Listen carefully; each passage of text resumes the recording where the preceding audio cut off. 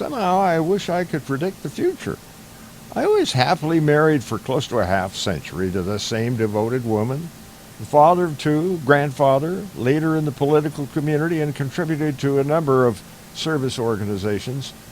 History says I done good. But then I got old, and many of my dearest friends, including my beautiful wife, passed into eternity, leaving me here alone trying to figure out what comes next. There are a couple of close friends I see almost every day, but I have nobody to cling to when the going gets really tough. The one person closest to my heart worships me from afar one day and despises me the next. Something came up about 16 months ago that has slowly redirected the focus of my life. Yeah, it's corny, but the Holy Trinity has begun to make a huge difference. You know, they call it the combination of the Holy Spirit, Jesus Christ, and God His own self. Ancient teachings say that the Holy Spirit lives in our hearts, Jesus is alive and close by, and God is always listening and available for consultation. In the late 50s, the House of God and I parted ways when after 11 o'clock one night I couldn't get into church.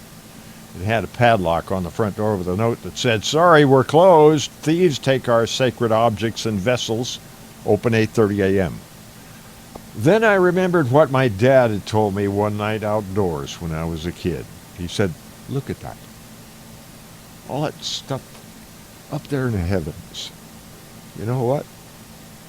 Whenever you get lonely, you can always come out here and talk with God. He listens."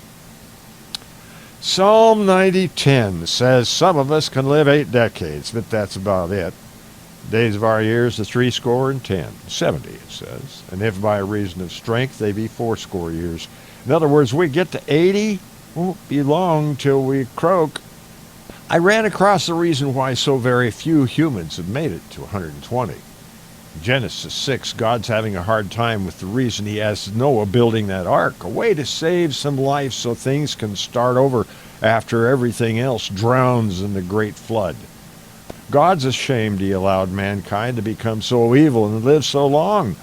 People turned shameless at about 35 and lived hundreds of years back then. In verse 3, God says, "My spirit shall not always strive with man, for that he also is flesh. Yet his days shall be 120 years." Since that time, very few humans have made it to 120. God's challenge is simple. Is there one good reason you can't live to 120? Nope.